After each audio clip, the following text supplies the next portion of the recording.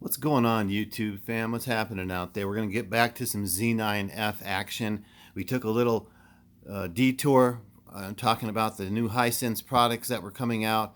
They're pretty amazing stuff that they do have out. Take a look at it if you guys get a chance. I think you'll agree. Please like and subscribe.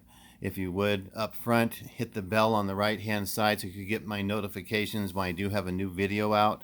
Much appreciated when you guys do that. And to get on with it, this is the Z9F. I'm going to have some settings for you coming up here with this TV set on Netflix Dolby Digital, or what am I saying? Dolby Digital? Dolby Vision. Dolby Digital. Why did I say Dolby Vision?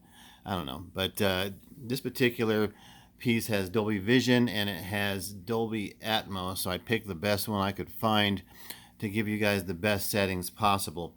And this is going to be settings revised from my last settings because this is new firmware, right, guys? This is the latest firmware, and I actually loaded the firmware that was designed for the Z9G, and it was designed for the 950H. So I loaded that firmware on here. You load on there at your own risk.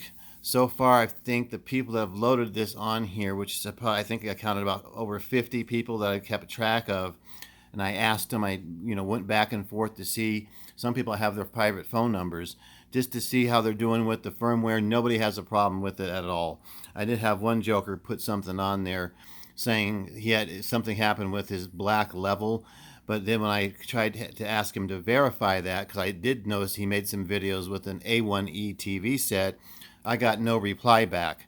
So I was just wondering if you're listening and you're out there and you had a problem with your Z9F black levels, I'd like you to put your video up to tell us what you're exactly talking about, because I've tested this thing out thoroughly. I've owned the previous firmware, the 2018 firmware, for over, 6 months now. And then I switched it to this firmware.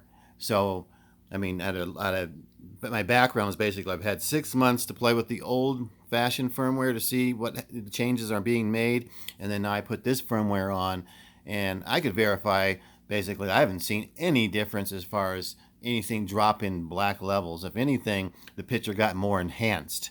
That's why I'm having new adjustments for you guys that I love, and we'll get on with it, right, guys? So 1 second, let me get you up close here so you can check it out.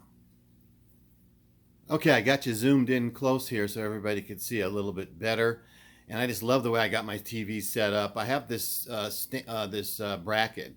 It's made by Monster Cable. It's called, it's a Monster bracket or something like that. I bought it, I think, 15, 20 years ago. It was bought originally for a plasma TV, so it gives you a floating effect on the TV, like it's actually floating. Right now it's about maybe a foot from the wall, maybe 2 feet from the wall. That's about 2 feet from the wall, and I could just bring it out forward. I could push it back. I could put it left or right. I could even turn it upside down if I wanted to. It's a very expensive stand. I think it went for $600 back in the day. I got it for half price. Almost didn't buy it just for that. It was so expensive, but I just love this stand. But let's get on with it, guys. Let's get on with that. I've been BSing, and let's get on with the settings for you. Go to your settings. First thing I want you to do, if you just bought this TV especially, is go into your device preferences, and you want to go down to, hold on a second here, sound storage. Where is it at? Hold on 1 second, guys. Let me find something. My bad, guys. Back out of that, and then go back to your settings. Go to settings here for you, and then go to watching TV. That's watching TV, and go into your external inputs. Okay. And it says manage inputs. Oh no, that's not it. It's the HDMI signal format. So go into your HDMI signal format and go into the HDMI 1, 2, 3, and 4 and make sure they're all in the enhanced format, which displays high quality HDMI signals in their proper format. Go back out once you do that and go into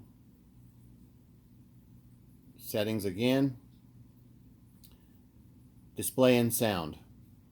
Go into picture, and it should lead you right here. If your menu looks different from mine, everything's essentially the same as far as It's just laid out differently to where it's at and how it looks like. So if it's a little bit different, don't worry about it. I have the latest update for, like I said, the newer model TV sets. You don't have to do that in order to get a great picture. And I'm in Dolby Vision Bright. If you're in a dark room, go into Dolby Vision Dark. I haven't got the Dolby Vision Dark settings yet, but this is for bright settings only.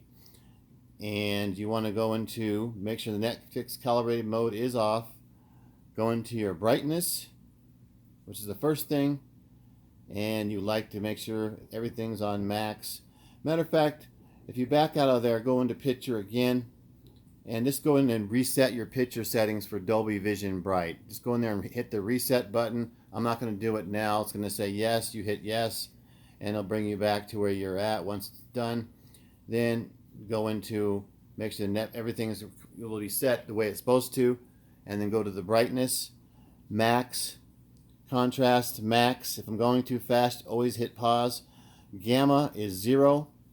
Black level 49. Black adjust is off. Advanced contrast enhancer off. Auto local dimming on high.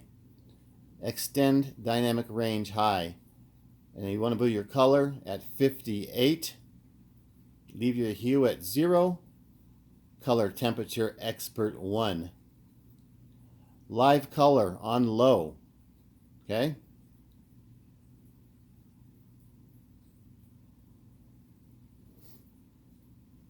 Okay, we're in the color. I'm sorry, I'm kind of all over the place a little bit here. Bear with me. Stay where you guys are at there. I do everything in real time. I don't do a lot of editing. Clarity. We're going to get into the clarity here. Sharpness at 60. We're going to do your reality creation at 60. You want to put it on manual. You'll have a choice of manual and auto or off. Okay, leave it on manual.